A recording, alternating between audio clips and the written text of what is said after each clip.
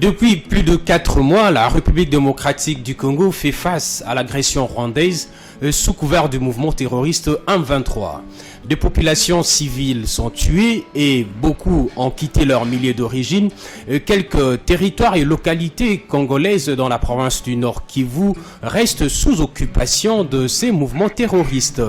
Pour mettre un terme à cette agression téléguidée par le Rwanda, le gouvernement congolais a réagi par la voie diplomatique et la voie militaire. Mais la guerre demeure toujours et prend de plus en plus de proportions inquiétantes.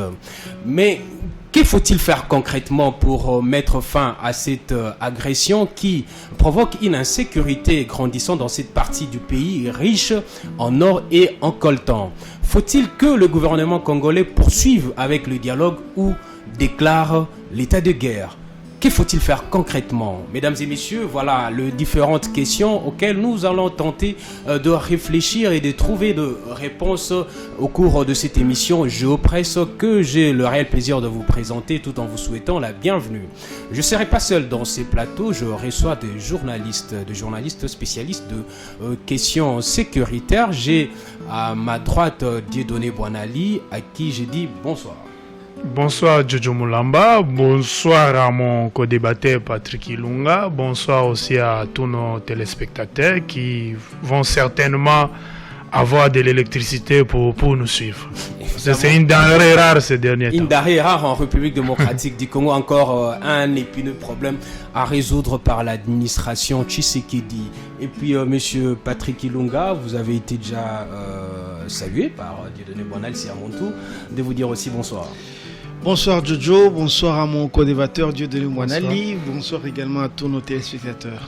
Merci de vous avoir sur ces plateaux pour réfléchir sur cette question, la question sécuritaire dans la partie est du pays. Mais il faudra signaler également que cette émission va aborder un sujet qui est intéressant. Il s'agit de la nomination de nouveaux mandataires publics.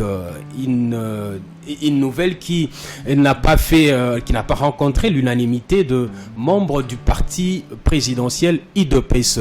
Voilà, nous allons commencer cette émission avant tout avec la question sécuritaire. Dieudonné Boinali, vous suivez de près cette situation. Malgré le dialogue entamé à Nairobi, à Luanda, voire à Addis Abeba, les Rwandais n'abdiquent pas. Et le M23 continue à s'aimer la terreur en s'approchant même vers la ville de Goma, capitale de la province du Nord Kivu. Pourquoi? Quelles sont les véritables causes? Pourquoi ces mouvements? Pourquoi le Rwanda ne suivent pas la voie du dialogue, mais persistent toujours à s'aimer la terreur dans la partie est du pays? Permettez-moi d'abord de dire que le mouvement du 23 mars dit M23, c'est l'ancien RCD, le Rassemblement Congolais pour la démocratie, qui nous a amené les Roubérois, les Mboussania, Mouissi et les autres. Entre les RCD et les M23, vous avez eu les CNDP. Voilà. Maintenant, si nous acceptons les dialogues, nous allons toujours avoir les mêmes conditionnalités, brassage, intégration de toutes ces forces négatives dans l'armée, avec toutes les conséquences possibles déjà connues par les experts. Infiltration, et nous aurons des soldats étrangers au sein même de notre armée et les mêmes causes produisant les mêmes effets. Après 10 ans, 3 ans, la même rébellion va renaître sous une autre appellation et qui va venir encore poser les mêmes conditions à la République.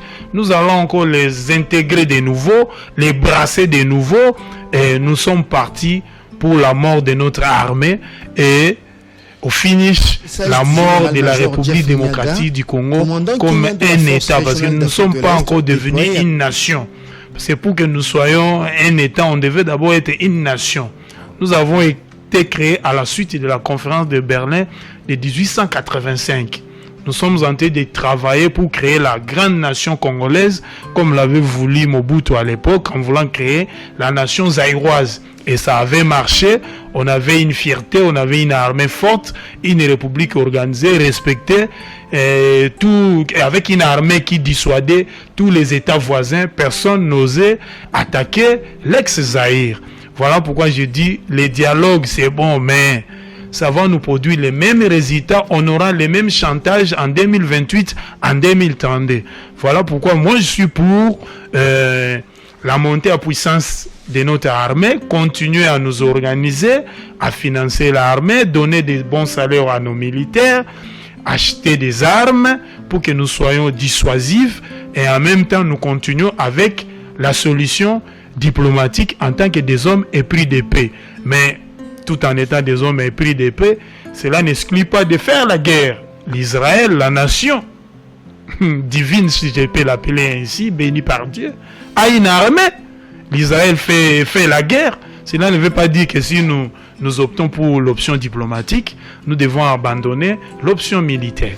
Oui, la RDC doit continuer à s'organiser et aussi à mettre en place une armée dissuasive comme ça a été par le passé. Patrick Ilunga, la position du M23, il y a malgré les appels au retrait de territoires occupés par les États-Unis, la France, l'Union européenne, l'Union africaine, mais les rebelles du M23 font le sourd d'oreille, n'entendent pas, ils foncent encore et pour aller même jusqu'à Goma. Et quelles sont les véritables causes? Pourquoi, malgré tout ce qu'il y a eu comme dialogue à Nairobi, Addis Abeba, Luanda, le président Joao Lorenzo s'est déplacé même ici jusqu'à Kinshasa, chose qu'il fait très rarement, mais il s'est déplacé. Mais pourquoi ces rebelles persistent? Quelles sont les vraies causes? Je crois que les rebelles veulent imposer un agenda au gouvernement congolais. C'est-à-dire que si vous voyez bien, la démarche, ce n'est pas d'arriver jusqu'à Kinshasa, de prendre le pouvoir, non. Leur démarche à eux, c'est d'arriver à être à Goma. Comme ça, comme Goma, c'est une ville de plus de 2 millions d'habitants, je crois que la communauté internationale, la France et tous les pays, même tous les pays de la région, vont dire, et même le gouvernement congolais ne va pas vouloir se battre dans une ville aussi populaire pour craindre un bain de sang. C'est en arrivant à Goma qu'ils vont maintenant faire monter les enchères pour négocier en position de force face au gouvernement. C'est la stratégie. Ils ont le moyen d'arriver à Goma comme. Mais quand on nous dit par exemple, moi je suis ici à Kinshasa, mais lorsqu'on nous dit par exemple que les combats c'est Kibumba, consort, c'est à 20 km de Goma, 20 km c'est en termes d'armement c'est rien, parce qu'on peut tirer à 20 km et être atteint directement, donc c'est rien. Donc ils sont presque déjà aux portes de Goma. On peut supposer même qu'il y a même des éclaireurs qui sont dans la ville de Goma. Normalement, je crois que vous avez suivi comme moi qu'il y a eu même des soldats condamnés parce que ont été soupçonnés d'avoir, on va dire, d'être en intelligence avec l'ennemi. C'est eux qui ont fait diffuser des fausses nouvelles pour mettre la ville de Goma en panique. Je crois qu'ils doivent avoir leurs agents déjà, comme ils sont maîtres dans l'infiltration. Ils doivent avoir déjà leurs espions déjà à Goma, voyez-vous. Donc leur technique c'est d'arriver à Goma et s'imposer pour négocier tête à tête avec le pouvoir. Mais on va négocier de quoi? On va négocier de quoi? Ils revendiquent quoi? Mais entre autres revendications, si vous lisez bien certains de leurs revendications, c'est eux ils étaient déjà parmi certains, eux étaient déjà des généraux, des membres de l'armée congolaise. Mais un général, moi quand je suis congolais, on m'amène au Kivu, je suis congolais. Qu'on m'amène au Kasaï, c'est chez moi. Qu'on m'amène au Katanga, qu'on m'amène au Bandundu, je me sentirai toujours au Congo. Oui. Mais ces gens-là, quand on les amène, par exemple, on va les muter pour aller au Kasaï, c'est une des raisons pour la révolte. Il y a un problème. On voit bien qu'il y a un gros problème là-dedans. Donc, eux veulent être membres d'une armée qui protège une communauté, soi-disant. Mais ça, on n'a jamais vu ça ailleurs. C'est quelle armée on va fonder finalement? Donc, je crois que il faut négocier avec eux. Mais on va négocier quoi? Moi, je crois, pour ma part, que la position du gouvernement de ne plus jamais réintégrer les groupes armés, parce qu'ils ont été membres de l'armée congolaise, ils se sont désertés pour faire une rébellion, donc ils deviennent un groupe armé, un terroriste de surcroît, on ne peut plus les intégrer. Donc si on doit négocier avec eux, c'est négocier d'abord les ramener à la vie civile, ensuite négocier avec eux. C'est la seule condition. Moi, je vois maintenant qu'il y a un grand dilemme devant les autorités congolaises parce qu'on sait que, bon, c'est possible que Goma, qui ait un mouvement pas bien là-bas, mais s'il y a un mouvement pas bien, donc on ne va pas laisser Goma entre les mains des terroristes. On ne va pas laisser Goma entre les mains des terroristes. C'est ce qu'est en train de faire l'administration du président Tshisekedi. Et l'armée est aujourd'hui vraiment renforcée en dispositifs militaires et en matériel et en moyens humains pour que les rebelles du M23 ne puissent pas encore continuer à s'aimer la panique, la terreur dans cette partie du pays. Mais Dieudonné, en analysant quelques sources, on se rend compte que deux éléments majeurs justifient la remise en orbite précipitée de la fiction M23 par le Congo Desk, une structure de service d'intelligence de Kigali. C'est à savoir l'instauration de l'état de siège dans une partie de région naguère contrôlée de fait par Kigali et les accords conclus par Kinshasa et Kampala portant sur la rénovation, la construction de routes bitumées et leur sécurisation mutuelle par les armées de deux États. Qu'en dites-vous ? Ces deux éléments majeurs, ça justifie la remise en orbite du M23. Ça explique tout, ça explique tout. Le fait que pour le gouvernement de la République d'avoir instauré l'état de siège et puis d'avoir signé des accords non seulement avec l'Ouganda, mais aussi avec le Kenya. N'oubliez pas que le Kenya a des intérêts économiques au Congo, surtout dans les secteurs bancaires. Le Rwanda, pour ne pas dire Kigali, n'a pas vu d'un bon œil tous ces accords commerciaux. C'est comme si Kinshasa voulait détourner toute l'attention économique des investisseurs, même des opérateurs économiques locaux, vers ces deux pays de l'Est, en l'occurrence l'Ouganda et le Kenya. Donc, la RDC veut maintenant commercer avec ces deux nouveaux États. Pour Kigali, c'est comme si on leur coupait les vivres parce qu'une partie de l'économie rwandaise est alimentée par le Congo. Si vous regardez bien le budget du Rwanda, c'est autour de 4,5 milliards de dollars américains. Et la moitié de ce budget, 50%, provient des aides étrangères. Et l'autre moitié, selon les spécialistes, provient de la contrebande, du commerce des minéraux ou du pillage des minéraux du Congo. Les 10 à 20%, ce sont des ressources internes. Maintenant, vous avez un pays qui constitue en quelque sorte des mamelles pour les vôtres, qui vous coupe maintenant ces mamelles économiques, qui veut commercer avec l'Ouganda et le Kenya en construisant des nouveaux corridors. Ça doit faire très mal à Kigali parce qu'il n'y a pas de sources de rechange pour ces entrées financières. Voilà maintenant ce qui a poussé le gouvernement rwandais à travers leurs vallées et les M23 à réactiver la guerre et la déstabilisation de l'Est du Congo. C'est comme pour dire, comme un soldat onusien qui avait dit un jour « No kunda, no job ». C'est-à-dire pas d'instabilité à l'est de la RDC, pas de vitalité pour l'économie rwandaise. Il faut toujours continuer à alimenter cette instabilité. Comme ça, nous construisons, nous nous reconstruisons à la suite du génocide. C'est comme si on nous faisait payer les génocides qui a été occasionné par les mauvaises solutions de la communauté internationale. C'est la RDC qui paye cette facture-là. Ce n'est pas la RDC de payer la facture du génocide de la Rwandais. Nous avons besoin de la paix.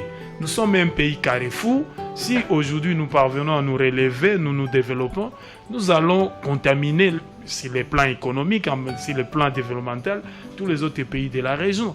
Et c'est pour cela que je vais dire en lingala comme tout Congolais, ni Nyango ici l'a raté. Parce que nous nous rappelons, chaque chose a un début et une fin, comme le dit si bien l'Ecclésiaste dans les Saintes Écritures. Depuis le 2001, nous ne faisons que négocier jusqu'en 2022. Est-ce qu'on négocie? Ça fait 21 ans qu'on négocie. Même si on était dans un couple, quel est ce conflit-là qui est insoluble, qu'on ne trouve jamais de solution? À moins que ce soit un conflit entre Dieu et Satan. Entre les humains, on trouve toujours des solutions. Mais ça fait 21 ans que nous négocions. Ça fait 21 ans que nous sommes toujours dans ce cercle vicieux-là de la guerre. On fait toujours renaître et descendre une rébellion défaite déjà. Joseph Kabila avait dit, le M23 a déjà été défaite. Mais pourquoi ces mouvements-là renaissent toujours de ces cendres? Ça devient comme un phénix. Après 5 ans, on parle encore d'une rébellion à l'est de la RDC. Mais le vrai problème, il est économique alors. La guerre est économique. Le ministre de l'Industrie, Julien Palouki, qui maîtrise bien la question sécurité de l'Est, là, si bien dit, il y a même des vidéos. La guerre de l'Est est économique. Mon confrère Patrick Ilunga l'a dit. Le M23 et avec tout leur soutien n'ont pas pour ambition d'aller à Kinshasa. Parce que la guerre coûte économiquement cher. Et puis nous sommes sous la récession économique mondiale. Quel est cet état-là aujourd'hui? Mais il faut avoir des moyens de la Russie. Une économie très forte pour la Russie ou bien la Chine pour faire aujourd'hui la guerre. Pourquoi la France a retiré ses troupes dans certaines régions du monde? Même l'Allemagne, l'Angleterre. Pourquoi les États-Unis ne font plus de guerres? Parce que les guerres coûtent maintenant aux économies du monde. Et nous sommes sous la récession. Et puis, selon les perspectives économiques de la Banque mondiale et les Fonds monétaires internationaux, l'avenir n'est pas prometteur. Si la crise actuelle entre la Russie et l'Ukraine continue, nous risquons de connaître les événements malheureux que nous avons connus en 2018 avec la crise financière internationale. Avec la crise financière internationale, Patrick Ilunga, on se rend compte que la vraie cause de cette guerre orchestrée par le Rwanda est essentiellement économique. On a même appris que le président de la République qui s'est montré soucieux de ménager la cupidité de son voisin, le Rwanda, avait concédé aux grandes dames même de sa propre opinion publique interne la signature d'accords bilatéraux sur les investissements transfrontaliers, la fiscalité, l'exploitation conjointe de l'or avec Kigali, au terme duquel le métal jaune produit en RDC serait usiné à Kigali. Mais cela ne représentait sans doute pas grand-chose par l'ensemble de ressources que le gouvernement de Kagame avait pris d'habitude de s'approprier illégalement en RDC. Comment mettre fin à une telle cupidité? Bon, il faut dire que si vous lisez bien l'histoire des relations internationales, vous verrez bien que les guerres entre États, c'est autour des ressources, autour des terres, autour de ces choses-là. Si vous avez des ressources et que vous êtes faible, on n'a pas à avoir pitié de vous. On viendra prendre même des forces. Donc la solution, c'est d'abord organiser un État fort. Voyez-vous, si vous avez un État fort, ça dissuade. Et quelqu'un qui attaque un fort, il se fait reprendre tout de suite. Mon confrère tout à l'heure, Dieudonné Boinali, a cité l'État hébreu, Israël. Israël est entouré par des ennemis qui veulent sa mort. Mais Israël a été même attaqué dans les années 40 lorsqu'il s'est installé. Mais la riposte d'Israël, elle était tellement forte qu'il a neutralisé autour. Israël maintenant passe pour le bourreau de la région. D'ailleurs, on apprend même qu'il a un service secret très puissant, le service de renseignement Mossad. Les Mossad. Très puissant, parce que si vous ne vous organisez pas, c'est pas la pitié. Vous ne comptez pas sur la pitié du Rwanda. Ne comptez pas sur la pitié de la communauté internationale. Je crois qu'on l'a beaucoup dit. La communauté internationale fonctionne, je l'ai souvent dit, sous l'angle de l'école de réalistes. Pour eux, c'est la force qui fait le droit. Donc, si vous n'êtes pas fort, on va vous imposer une loi, un mode de vie. Voyez-vous. Donc, cette guerre-là, moi, je crois que c'est une guerre politique, une guerre économique surtout, mais c'est une guerre aussi idéologique. Pourquoi? Il y a d'abord une grande incompatibilité entre la RDC et le Rwanda du point de vue des lois. Pourquoi je dis ça? Parce que chez nous, la nationalité est d'abord exclusive, une est exclusive. Nous avons 9 frontières. Hein? Moi, j'ai de la famille à Kasumbale, ça vous arrivez des Bemba en Zambie, Vous les avez aussi au Qatar, à Kasumbalesa, à Lubumbashi et autres. Voyez-vous, ça ne pose pas de problème. Maintenant, nous, l'incompatibilité qu'il y a entre la RDC et le Rwanda, c'est quoi? La nationalité, elle est exclusive. C'est-à-dire que nos frères qui sont ici, Tutsi congolais, sont censés être congolais et rien d'autre. Or, au Rwanda, si vous avez un ascendant rwandais, vous vous présentez d'office, vous êtes leur fils. C'est pourquoi vous avez eu des généraux ici. Mais lorsqu'ils ont fait des crimes ici, ils ont fui au Rwanda. On a essayé de les suivre là. Le Rwanda les a protégés comme leur fils. Donc, cette incompatibilité-là, c'est un grand problème. Comment se fait-il que nos frères à nous, considérons ça comme ça, ils sont congolais, ok. Les Tutsis, Hutus, ok, c'est bon. Mais pourquoi c'est Kagame qui les défend? Pourquoi? Il y a un problème, n'est-ce pas? Donc, je crois que le Rwanda n'en fait qu'à sa tête. Et il a fait chanter la communauté internationale, notamment la France. La France, aujourd'hui, c'est un État qui défend le Rwanda. J'ai suivi, il y a 2 ou 3 jours, Emmanuel Macron. Il dit presque exactement ce que Kagame dit. Nous soutenons les processus de négociation. Il faut négocier. Nous voulons la paix. En réalité, on veut nous amener dans un schéma qui est fait par le Rwanda, mais qui est... Le Rwanda a vendu ce schéma-là partout. Parrainé par le... Voilà. Mais pourquoi la France ferait ça? Alors, pour comprendre, il faut remonter aux années 1994. La France est en train de payer ses erreurs dans les génocides.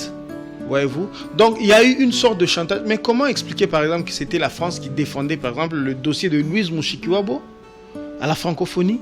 C'est parce que pour... Donc, ils sont dans une sorte de... ce que j'appelle péché originel. Voyez-vous? Ils se sentent un petit peu comme s'ils sont en train d'expier, on va dire, un péché.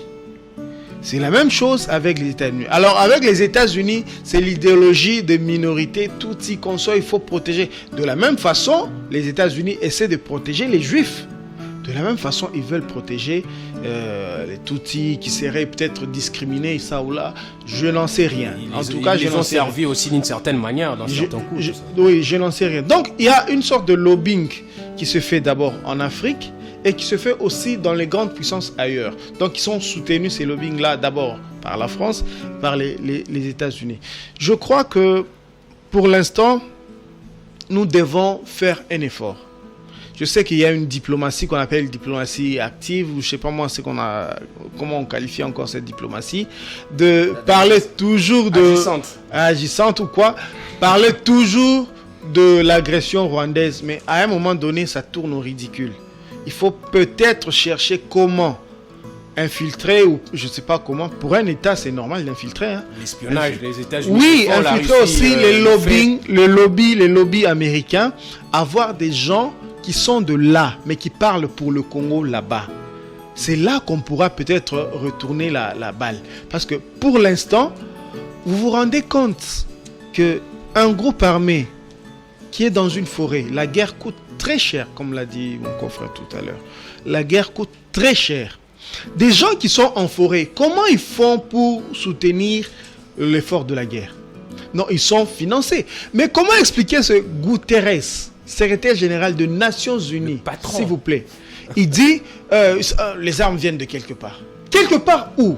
Mais il y a moyen de faire la traçabilité des armes. C'est pendant ce moment-là que la RDC ne peut pas acheter calmement des armes. C'est un complot. En réalité, la RDC fait face à des ennemis invisibles. Dont la partie visible, c'est seulement les groupes armés qu'on peut voir ici ou là.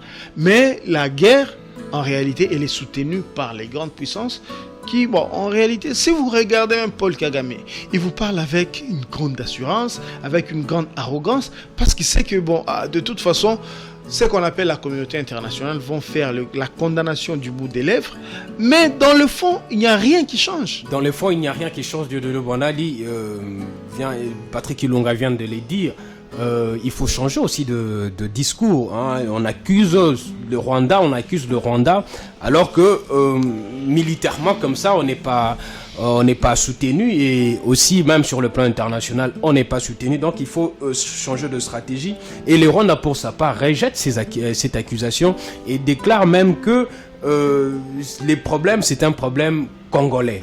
Donc les Congolais doivent résoudre leurs propres problèmes, et le M23 et accuse même la RDC d'être de mèche avec les mouvements, les forces pour la démocratie, les forces démocratiques FDLR, pour la libération du Rwanda, FDLR.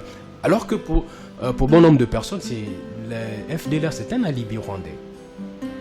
C'est un alibi. Aujourd'hui, il y a même des gens qui disent qu'il faut sanctionner les Rwandais, sanctionner certaines autorités qui financent la guerre au Congo et qui sont dans les trafics même des armes et de l'or.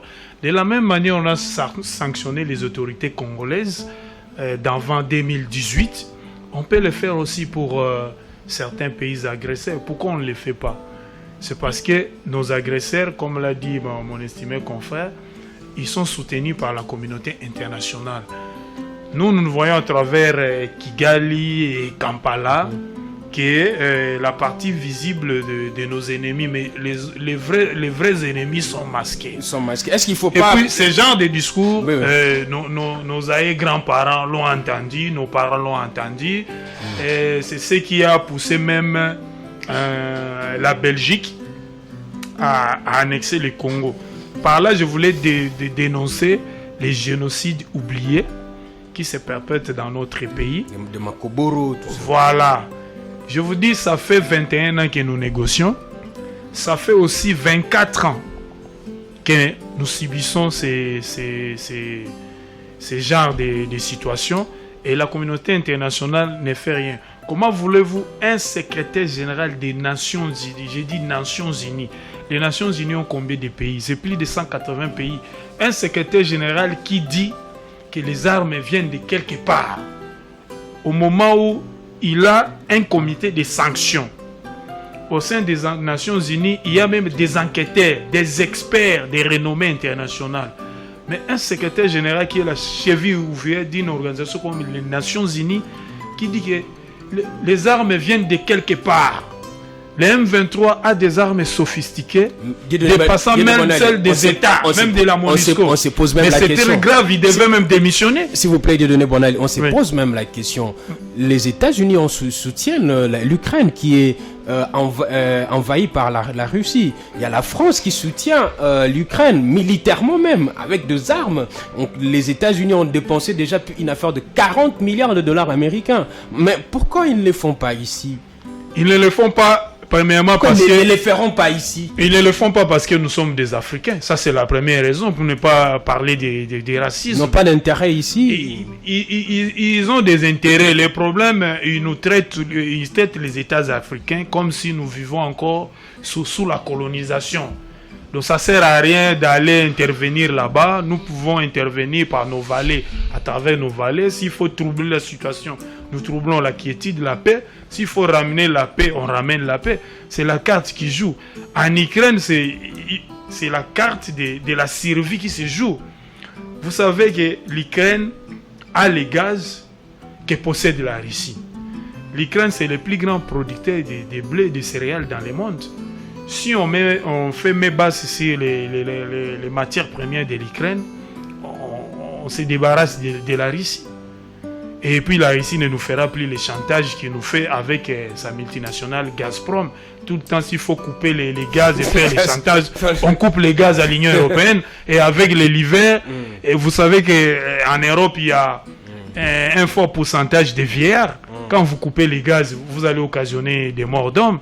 Et beaucoup de gens vivent avec les gaz pour la cuisson, pour le chauffage des appartements et puis pour d'autres utilisations. Donc le gaz est très important pour l'économie européenne, surtout pour les deux locomotives de l'économie européenne. Vous avez l'Allemagne et la Grande-Bretagne. La France est loin, troisième ou quatrième. C'est d'abord l'Allemagne et la Grande-Bretagne. Voilà pourquoi nous devons dénoncer. C'est là où nous répondons à l'appel lancé par le ministre de la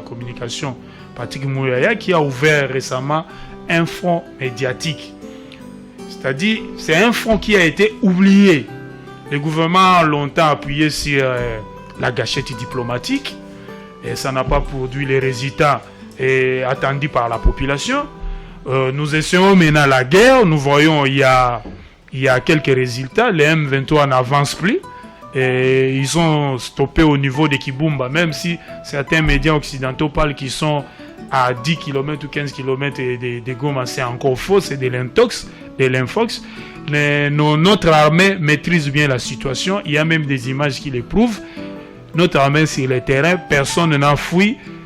Ils sont en train de se battre pour récupérer jusqu'à les derniers territoires qui sont situés à Bunagana. J'aimerais citer quelques confrères qui ont exercé ces métiers avant nous, qui sont devenus des éditeurs, des écrivains après, et la deuxième profession des journalistes. Vous avez un célèbre écrivain qui s'appelle Mark Wills, qui a écrit un ouvrage intitulé « Il pleut des mers sur le Congo ».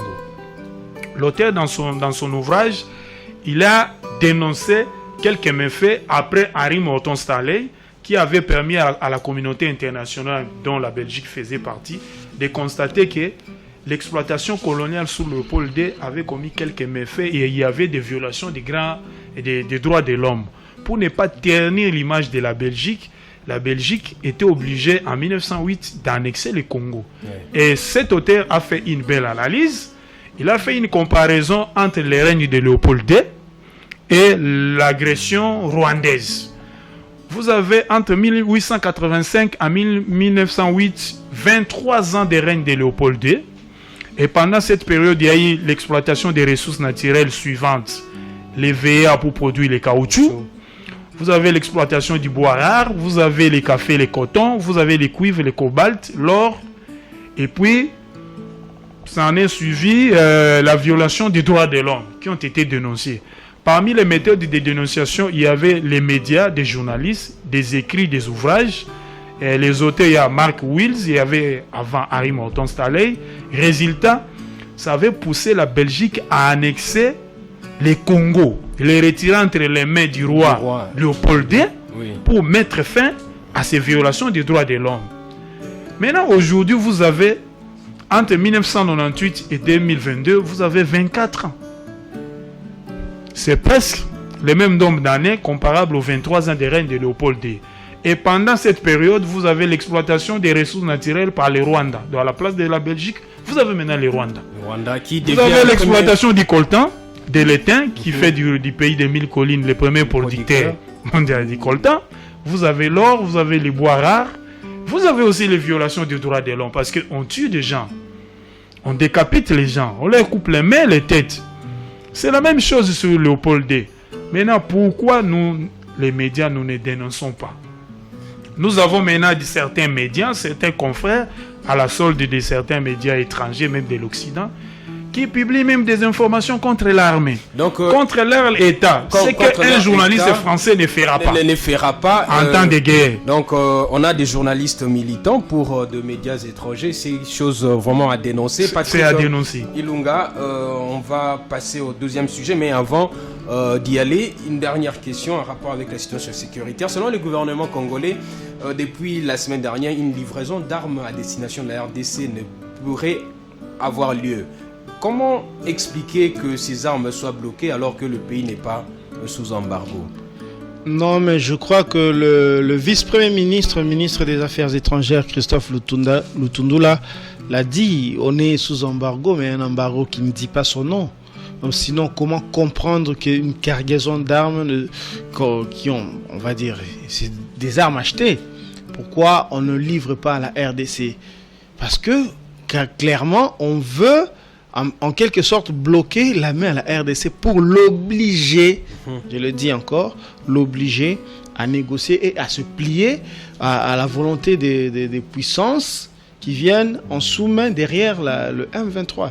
C'est vraiment ça. En tout cas, je crois que même les autorités congolaises avaient, il y a peut-être 23 ans, en 1999, ils avaient compris que les questions d'exploitation illégale, bien exploitation artisanale des ressources minières vont nous amener à des dérèglements. C'est pourquoi d'abord, En 1999, l'État congolais crée le SAEMAP, qui s'appelait à l'époque SESCAM.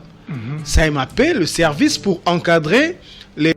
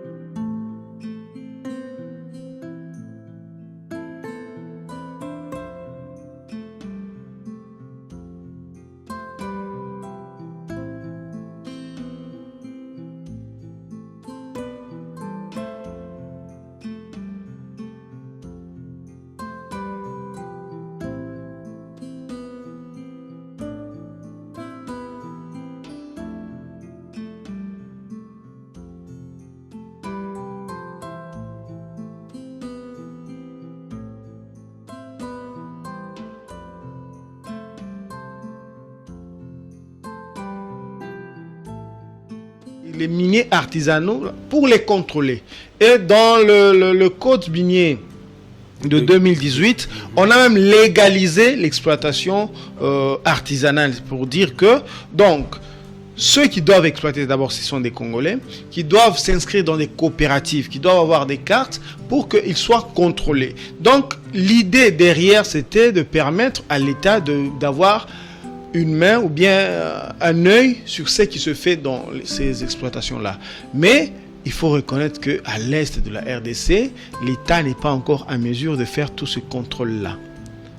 Comme l'industrie du high-tech fonctionne avec le coltan, le colombo, le tantal, comme on dit le nom scientifique, et beaucoup d'autres minéraux aussi, l'or, l'étain et consorts. Ils veulent prendre ça gratuitement. Vous n'avez qu'à vous poser la question. Dans des pays, il n'y a que très rares les pays où il y a et les richesses et la paix. Vous allez par exemple dans ce qu'on appelle le golfe de Guinée, tout ça, les pays pétroliers africains. Vous verrez toujours qu'au Nigeria, il y a tel problème. Il y a les Tel Boko pays, Haram. il y a tel problème. Ouais. Donc, à côté de la richesse minière, bien minérale, il y a les grandes puissances qui essayent de mettre des désordres pour faire ce qu'on appelle les pêcheurs en eau trouble. C'est-à-dire ils troublent l'eau pour pouvoir pêcher dans le désordre, ils ne sont pas contrôlés. Donc c'est l'industrie du high-tech. En réalité, si la communauté internationale, si on peut en tout cas compter sur elle, elle sait où taper. C'est pourquoi il y a eu même des lois, Monsieur Boinal il peut bien l'expliquer encore, qui ont interdit par exemple l'or qui a été exploité via des pratiques illicites. Légales, tout ça. Le coltan rouge, tout ça. Voilà, la diligence raisonnable, tout ça. Donc, c'est ça. Si la communauté internationale veut vraiment régler ces problèmes-là, c'est où trouver d'abord les instigateurs qui peuvent être à New York, qui peuvent être à Washington, mais c'est eux qui financent, c'est eux qui font ça, c'est eux qui font ça. Parce que au-delà de tout ça, moi je ne comprends pas pourquoi des gens qui se réclament congolais peuvent être aussi cruels qu'on voit. Parce que au-delà du M23, il y a d'autres groupes armés encore, hein. Il y a plus d'une cinquantaine de groupes armés. Voilà. Donc, la République démocratique du Congo aujourd'hui fait face à l'agression rwandaise, mais la communauté internationale encourage la voie du dialogue, mais chose que le gouvernement congolais n'accepte pas, puisque elle considère que négocier avec les groupes rebelles, c'est aussi favoriser l'infiltration, le brassage et la déstabilisation de son armée. Et beaucoup de Congolais appellent à l'unité, à la mobilisation générale pour défendre leur pays, puisque le Congo ne peut être sauvé que par les Congolais eux-mêmes et non par les étrangers. Donc cette prise de conscience va amener tous les Congolais à pouvoir vivre normalement et aussi défendre leur intégrité, l'intégrité de leur territoire. Chers fidèles téléspectateurs, nous allons passer à présent au deuxième sujet de cette émission qui porte sur le grand ménage entrepris par le président de la République Félix Tshisekedi dans 24 entreprises et établissements publics. Le président de la République vient donc de nommer et confirmer certains mandataires dans ces entreprises. La nouvelle a été bien accueillie par certains Congolais, mais n'a pas fait l'unanimité au sein du parti présidentiel l'IDPS. Il y a eu des échauffourées le mercredi dernier.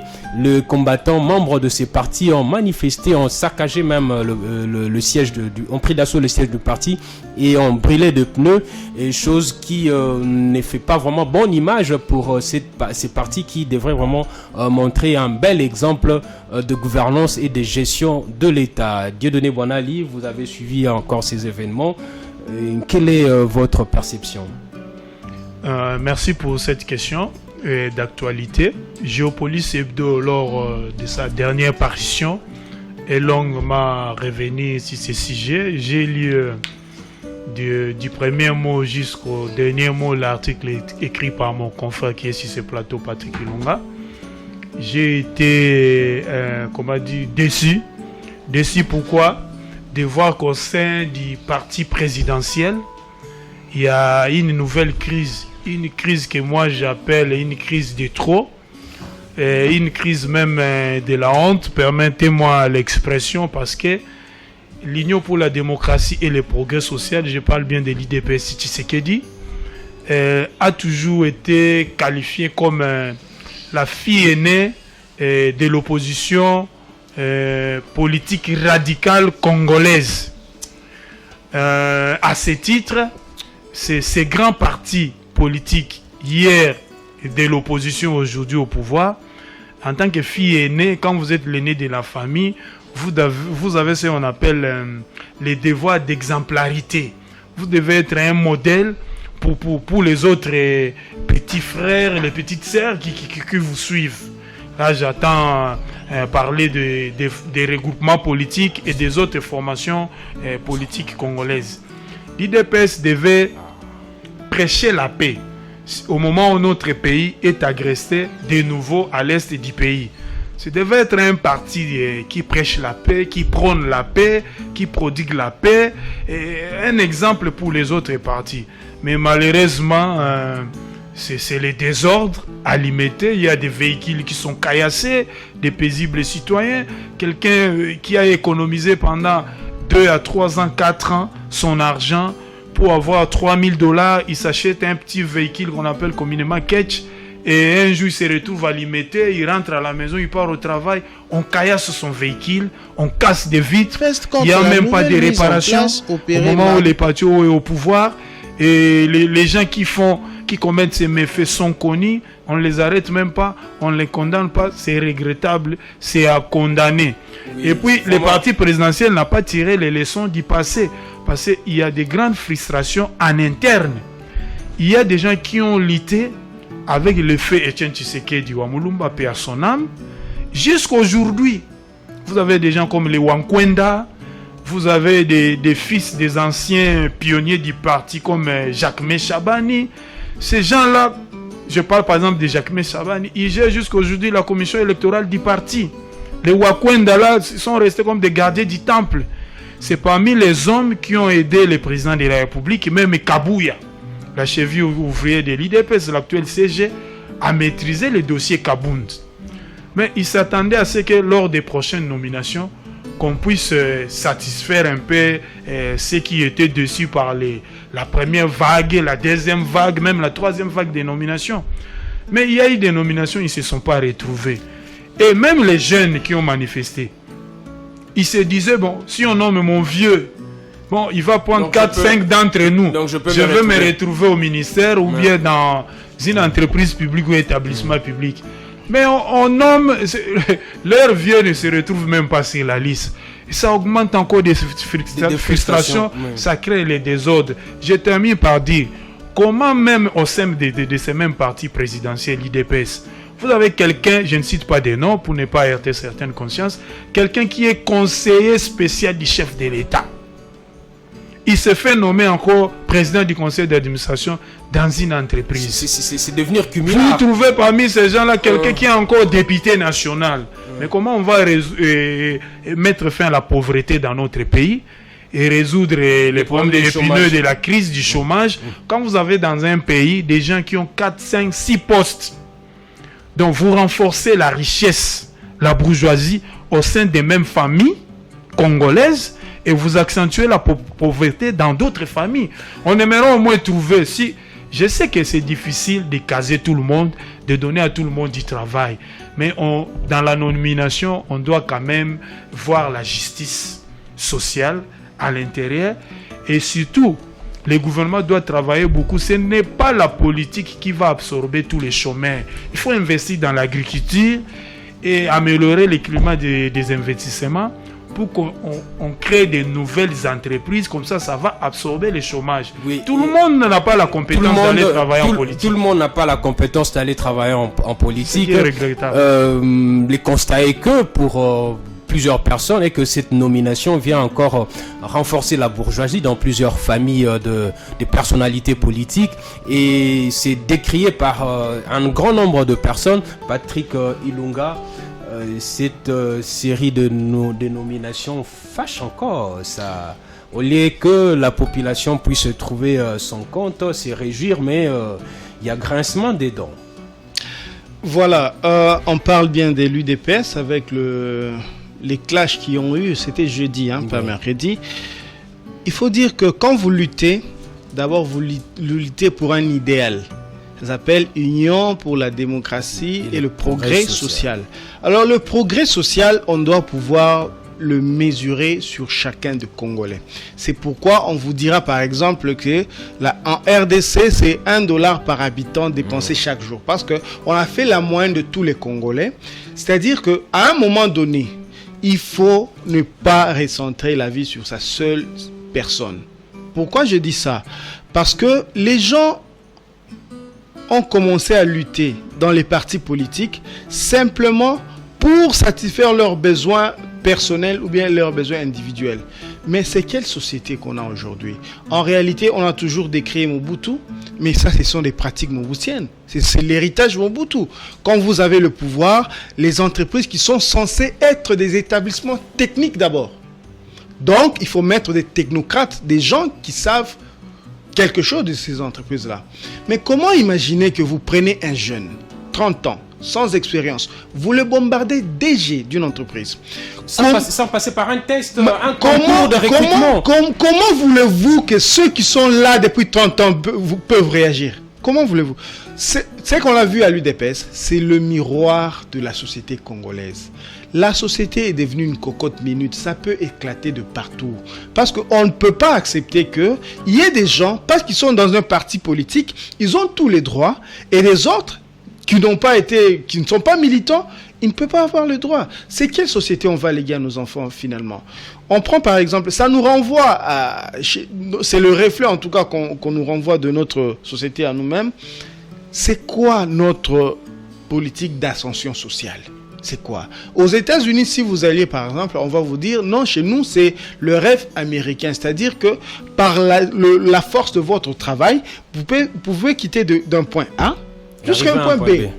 Ici chez nous, c'est quoi la politique de l'ascension sociale? Il faut être militant dans un parti politique. On voit des gens. Oui, il faut être donateur dans un parti politique. Dans un parti politique, il faut militer. Je crois que c'est en réalité on est moboutiste. C'est vraiment moboutiste. Et les partis politiques, c'est du moboutisme pur et dur. Je suis désolé. On a décréé Mobutu, mais ce qu'on nous renvoie, c'est la gestion vraiment de Mobutu. Comment voulez-vous, par exemple, que les jeunes qui ont milité pour un idéal, maintenant ils vont réclamer pas à l'État, mais à un parti politique. Waouh! Donc c'est un parti politique qui est censé maintenant faire l'ascension sociale dans l'échelle de la société. Donc c'est grave. Donc il y a un problème de gestion, de ambition au sein Non, les réclamations doivent être faites à l'État, par exemple. Mais pourquoi on laisse l'État, on va dans un parti politique? C'est que c'est ce parti politique qui fait tout, finalement. Mais est-ce que la gestion, aujourd'hui, peut être confiée à des structures de défense d'intérêts partisans? Est-ce que nos chefs d'État, tous ceux qui nous gouvernent depuis 1960, ils peuvent être chez eux et être fiers d'eux, de la société qui fabrique aujourd'hui? Je pense que non. Comment transcender cette situation? Comment éviter toutes ces frustrations? Puisqu'il ne faut pas confondre la sphère de gestion des affaires publiques aussi, qui est régie par des règles, aussi à la gestion des ambitions au sein de partis politiques. Je vais dire une chose et puis terminer par un conseil. Normalement, toutes ces nominations devaient passer par les COPIREP, les comités de pilotage de la réforme des entreprises du portefeuille. On avait même proposé, avec le soutien de certains bailleurs, dont les institutions de Bretton Woods, la Banque mondiale et le Fonds monétaire international, pour certaines entreprises et établissements techniques de l'État, on devait nommer des technocrates, des personnes avec compétences avérées et qui maîtrisent bien les domaines. C'est comme ça on a commencé avec les concours à la SNEL, à la Régie des eaux. Ça a été lancé, mais ça s'est limité et puis on a étouffé. Et puis ces personnes devaient avoir quand même une certaine honorabilité, degré de maturité, et puis ils devaient étudier, avoir des diplômes. Mais malheureusement, on a réduit les comités de pilotage et de la réforme des entreprises publiques au silence, parce que quand il faut se partager les gâteaux, vous invitez les copyreps, on va éliminer les incompétents. C'est pour cela que vous voyez dans certaines nominations, vous avez certaines autorités morales qui réussissent à faire passer les nœuds de leurs enfants, des filles, et pour qu'ils soient nommés au sein des conseils d'administration. C'est comme si dans ces partis, des comités de gestion. C'est comme si au sein des partis, il n'y a pas de compétences. Il n'y a pas de compétences. Et pourtant, il y a beaucoup de compétences au sein de nos partis politiques. Vous trouvez même des professeurs d'université, des chefs de travaux, des assistants, des chercheurs, vous trouvez des médecins, des journalistes, des techniciens de divers domaines.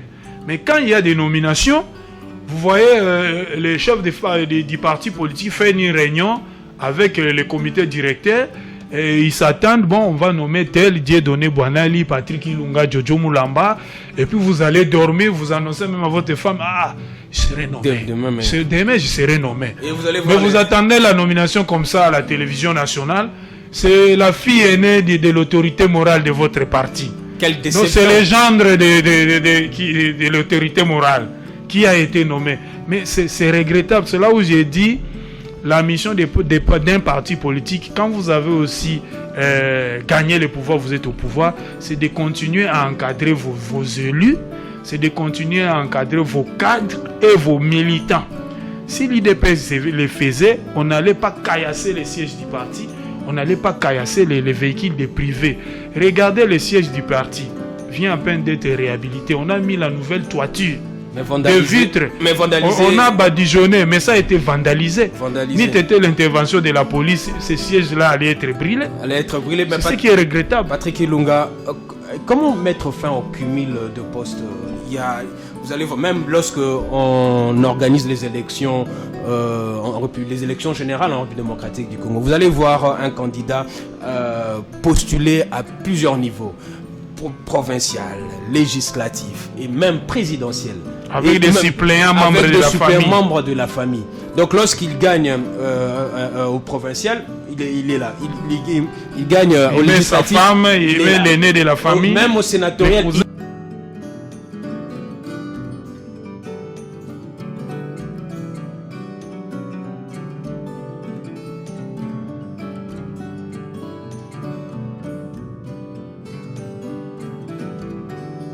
Même à la présidence, il est là encore. Mais finalement, comment mettre fin à ces cumuls de postes? Faudrait-il pas une nouvelle loi pour arrêter cela, puisque ça fait vraiment regretter beaucoup de gens. Bon, tout cela se résume par la faiblesse de l'État. En tout cas, on a eu un moment de faiblesse de l'État, mais je crois qu'on tend vers l'inexistence de l'État. Il y a peut-être besoin de faire des lois, mais il y a aussi nécessité de les appliquer vraiment. Parce que tout se fait, en tout cas, comment voulez-vous que les gens chez qui on doit attendre ces lois, c'est eux-mêmes qui font ça. Donc c'est eux-mêmes le fossoyeur même de la République.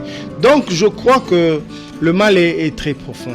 Le mal est très profond. La société telle qu'elle est gérée, en tout cas depuis des années, en tout cas il ne s'agit pas de stigmatiser une telle période à telle période, mais en tout cas depuis que nous on est très très jeunes, on ne vit que la dégradation de notre société. On se demande à qui maintenant vouer, on va dire, à quel sens se vouer. C'est quand même regrettable qu'on dise si on a besoin de telles compétences, on va dans tel parti politique. Non, les compétences, c'est pas dans les partis politiques.